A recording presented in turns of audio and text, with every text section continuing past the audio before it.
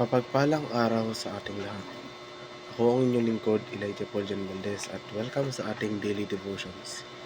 Ang ating verse for today ay nasa Daniel chapter 6 verse 10 to 23.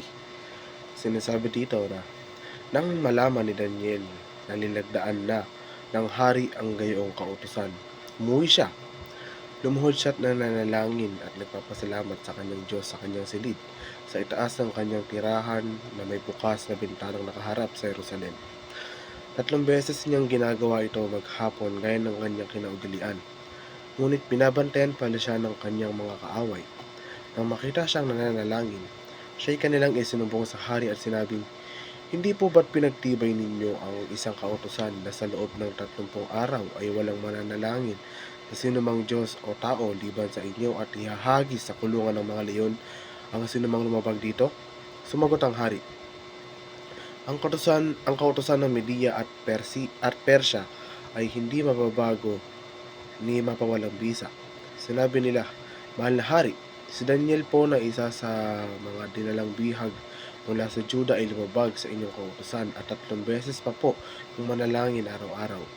Nang malaman nito ni Haring Dario, nabalisa siya at maghapong iniisip kung paano maliligtas si Daniel. Nang magkaroon muli ng pagkakataon ang mga kaaway ni Daniel, lumapit ang mga ito sa hari at sinabi, "Alalahanin ninyo na mahal na hari, na batas sa Media at Persya na hindi maaaring baguhin ng alinmang kautusan na pinagtibay ng hari. Dahil dito, inuutos ni Haring Dario na ihulog si Daniel sa kulungan ng mga leon. Ngunit sabi niya rito, naway iligtas ka ng Diyos na buong katapatan mong pinaglilingkuran." Ang bunganga ng kulungan ay tinakpan ng isang malaking bato. Tinatakan ito ng pantatak ng hari at ng kanyang mga tagapamahala para hindi mabuksan ang sinuman. Ang hari naman ay umuwi sa palasyo, ngunit pagdamag itong hindi makatulog. Hindi siya tumikim ng pagkain at ayaw rin niyang paaliw. Kinabukasan, maagang nagbangon ang hari at nagmamadaling pumunta sa kulungan ng mga leon. Pagdating doon, malungkot siyang tumawag, "Daniel, tapat na lingkod ng Diyos na buhay, iniligtas ka ba niya sa mga leon?" Sumagot si Daniel, "Mabuhay ang hari. Wala pong nangyari sa akin sapagkat ang bibig ng leon ay pinatikom ng mga anghel na isinugo ng aking Diyos. Ginawa po niya ito sapagkat alam niyang wala akong kasalanan, ginagawang masama laban sa inyo." Dahil dito, labis na nagalak ang hari at inutos na iahon si Daniel mula sa kulungan ng mga leon. Nang siya may ahon na, wala silang nakita kahit man lang bahagyang galos sa katawan ni Daniel, sapagkat nagtiwala siya sa kanyang Diyos. Upang kumbinsihin ang kasalanan, upang patunayan o matukoy na nagkasala, tulad ng sa pamamagitan ng budhi. Sila na nakarinig nito na hinatulan ng kanilang sariling budhi ay isa-isang lumabas. Ang pagkilos ng pagkumbinsi o pag-uudyok sa isa na aminin ang katotohanan ng isang paratang o pagkilos ng pagkumbinsi ng kasalanan o pagkamakasalanan. Ang estado ng pagiging kumbinsido o hinatulan ng budhi, ang estado ng pagiging matino sa pagkakasala. Bilang ang mga paniniwala ng isang makasalanan, sa pamamagitan ng paniniwala, ang isang makasalanan ay dinadala sa pagsisisi at hindi nagkasala laban sa sariling budhi.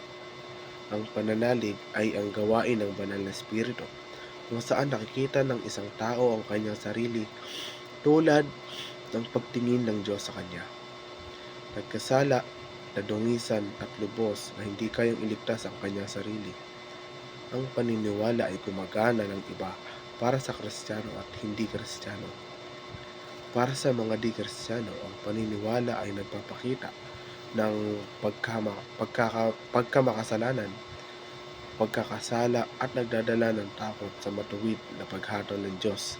Samantalang ang pananalig sa mananampalataya ay nagdudulot ng kamalayan sa kasalanan at nagreresulta ng pagsisisi, pagtatapat at paglilinis. Ang isang magandang lugar para magsimula ay maging tapat ka sa Diyos.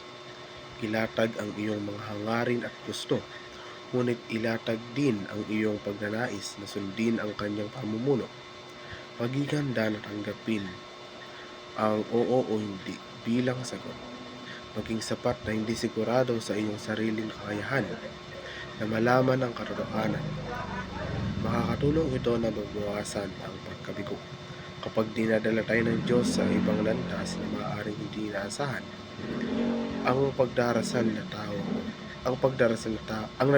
na tao o komunidad ay tumatanggap ng pakiramdam ng presensya ng Diyos.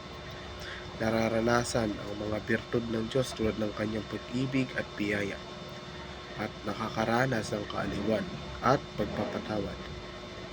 Ang panalangin ay nagpapagana ng spiritual na buhay at nagpapaintindi ng kaugnayan sa Diyos.